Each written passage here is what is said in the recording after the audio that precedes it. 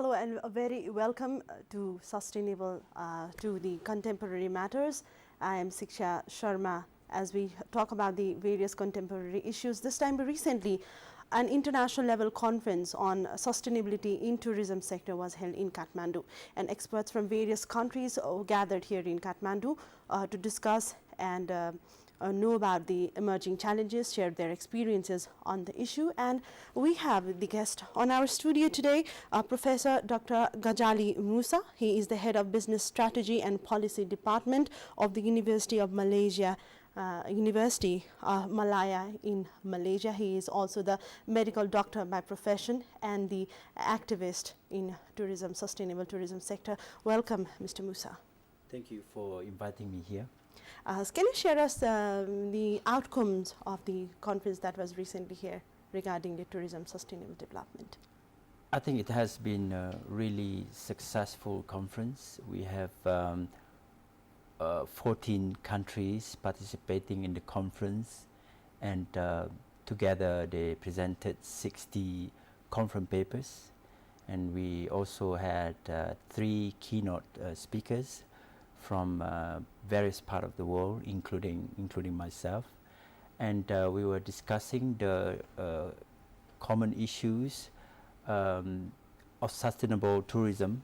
Sustainable tourism is not something new. It's started in the 1980s, but the struggle to internalize the management of sustainability continues. And that's why researchers from all over the world come to Nepal this time to discuss about their take, what they think of sustainable tourism management, how it should be managed from different parts of the world, and we share knowledge, ask questions. And from there we benefit from each other, as well as I think it's benefit a lot of Nepali people, because we have several partner institutions in Kathmandu, such as Nepal Mountain Academy, Tribhuvan University, as well as the Hospitality and Tourism Institution, and from that, I think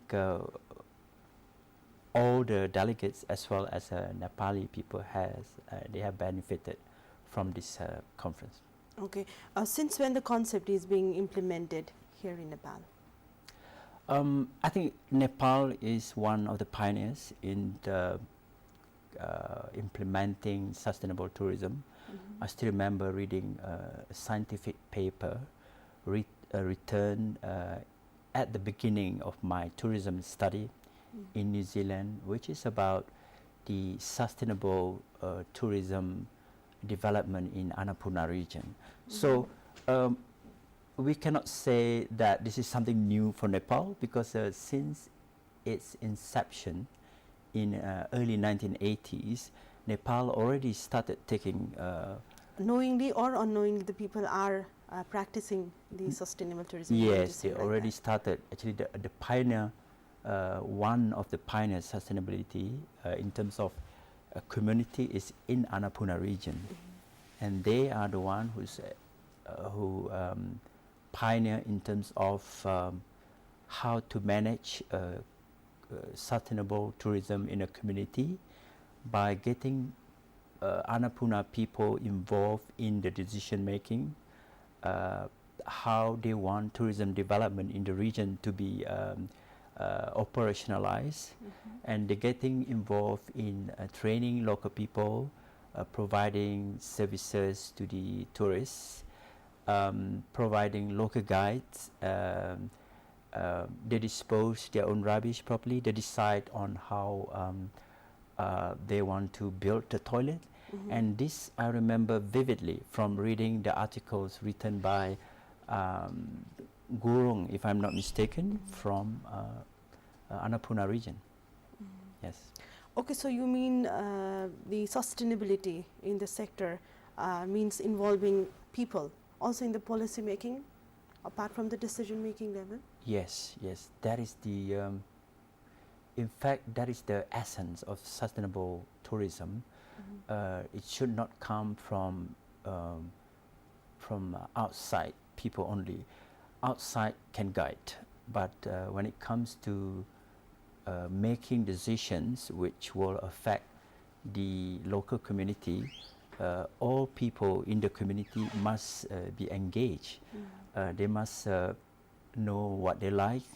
They must know what they don't like to be developed, and this has to be recorded, and that's how Annapurna region, as well as Everest region, now developing the sustainable tourism concept. How do you think the developing country like Nepal and other countries of the world benefit from this sustainable development concept? Sustainable development concept focus more on the development of tourism in the small communities, and developing country, as we know, do not have enough resources to develop in big scale, and also we can't develop big scale in the middle of nowhere. So the concept of sustainability, sustainable tourism, emphasize on small local community developments, and with this lots of communities, isolated regions in Nepal and in other developing country could develop and could benefit from sustainable tourism. And how has the concept changed? The scenario had changed before the inception, before the implementation of this concept here in Nepal, and after the implementation of the concept. How has the scenario changed? Scenario, I think, has not changed. The only thing, if they may have more challenges nowadays, simply because Nepal becoming very popular, and there are influx of tourists increasing, visiting iconic destinations like Everest region, as well as Annapurna, very iconic for trekking.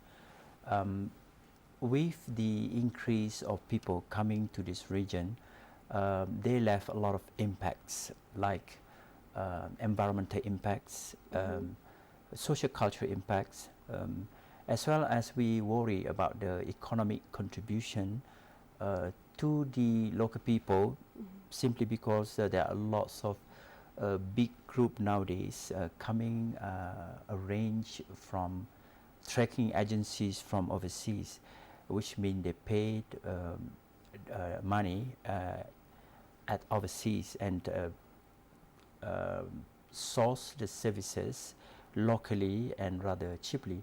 So basically the money that left in the region itself is very little compared to what tourists have to pay. Yes. Yeah, so that's if you're talking about the issue, is this increasingly pressure on the resources tracking regions because of impacts on the environment, such as rubbish, deforestations, etc. And how the work is done. For example, we have the area that is very much that bears much potential in terms of tourism, and the more and more tourists come and visit the area, and those areas, for example, how the work is carried out, the concept is implemented in those areas, for example, in the beginning. Depending on the whether there are local people in that particular area. If there are no local people in the area, such as trekking that goes into very remote places, then the focus of management will be more on environmental impacts. We have to look after making sure that people don't just simply throw rubbish everywhere, pollute the water source, etc. But if the new development has local people in it, and the development has to be very sensitive with the need of local people, be sensitive with their culture, what should be done and what should not be done, and that are some of the issues that we have to be really careful in sustainable development. So you've been visiting Nepal since the very previous very much years. So how have you been observing the situation of the people here who take up the profession of the tourism? Yes, I probably have visited Nepal maybe about 10 times. Yes, I would say. The first time was when I was 18 years old, backpacking, and that time was really different. Everything was like fantasy to me, you know. There's nothing really I complain about. And at that time, my own country was quite poor too. There's not much different at that time between Nepal and Malaysia when I first arrived. And as a whole, I feel that there's a improvement in terms of services provided in Kathmandu. Especially after the earthquake. Seems like after the earthquake, what I notice is the street systems getting much better compared with before the earthquake, for example. There must be something going on here, and I think Nepal is heading to the right direction. So, are you working with the government entity? Yes, I am. I'm working with University of Malaya, which is the premier university in the country, and my main work is researching, and my research area is in mountaineering, adventure tourism, scuba diving, and medical tourism, because I'm a medical doctor. Yeah. How do you think the collaboration with the government will help in reaching out the development goals, the sustainable development goals? I think it's important in terms of sharing the knowledge, sharing the expertise, and sharing how this to be done. However, sustainable tourism is very sensitive issues and very location specific in terms of management, because there is no a single physical area similar, and also each culture and social fabric has to be treated accordingly. Malaysian cannot be treated similar to Nepalis or Sherpa. They have different culture, they have different need. So in sustainable tourism development, there's a continuous need of sharing knowledge, the management of sustainable tourism from different parts of the world. And that is the reason why we are here in Nepal attending this conference to share how do we manage issues in Malaysia, for example. How do we manage issues in New Zealand? For example, in New Zealand, they have national parks. They have national park. I live in New Zealand for 5 years, so I travel quite a bit, and I track in some of their national park. They don't have any local people. There's no local people in the national park. So the management is totally different compared with the management of Sagarmatha National Park, which I also stayed there for about 6 months when I was doing my data collection in Sagarmatha National Park. My PhD research was about Sagarmatha National Park and Tibet. Okay. So do you consider involving the local business also, not only the people, but the big or small, any business franchise located in there, in and around the area? Me? No.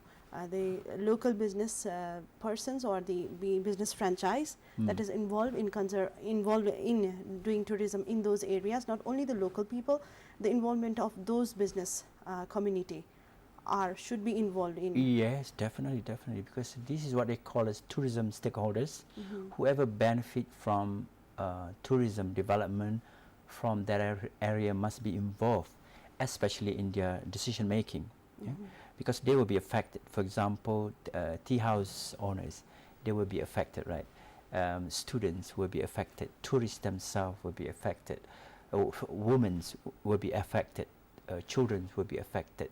So all stakeholders, stakeholders mean whatever group that benefit from tourism developments, either directly or indirectly, should be involved in managing or in determining the directions of sustainable tourism. Okay, so you're directly involved in the concept, in implementing the concept in Annapurna range, like you said. So how do you think the people are coping with the situations presently in there, and what they require, what they want? I think Annapurna region is iconic as far as the sustainable tourism development is concerned, because students from all over the world, they are actually exposed to this very pioneer practitioner or very pioneer region in introducing the concept of sustainable tourism. Not just introducing, actually internalize, working on it. So I think Annapurna region is doing very, very well, and local people benefit from tourism development. Of course, there are concerns about the number of trekkers going there, and there should be a balance that the authority must strike within between financial gain that they want to have, as well as how much the area could cope with the tourists without causing too much impact on the environment and social culture. Okay, since we're at the end of the program, tell us how the activists like you should work further for the emerging challenges, to cope with the emerging challenges. Like you said earlier, the challenge of the climate change and other factors are there. So how you should work together, work along to face and to cope up and to come up with the challenges? Yes. The main emerging challenge at the moment is climate change, as we said, as we know, that cause unstable snow, that will cause landslide, flood suddenly in the regions. Activists like me, the function is to continuously source the most current knowledge and the most current management ways, and share to other communities at places like this, the conferences around the world, such as in Kathmandu, etc. So we are activists and we are academicians. So we carry out research, which means we also read other people's experiences and research. And when we travel to these places, we share knowledge. That is our function. Thank you so much, Professor Musa, Welcome. for having shared to us all your expertise regarding the sustainable tourism development here in Nepal. You're most welcome. Thank you for inviting me here. I feel very honored. Thank you. That was all for now. We talk about the sustainable tourism development, especially in Nepal, and focusing on in other developing countries as well. We'll get back to you with more other contemporary matters. For now, bye-bye.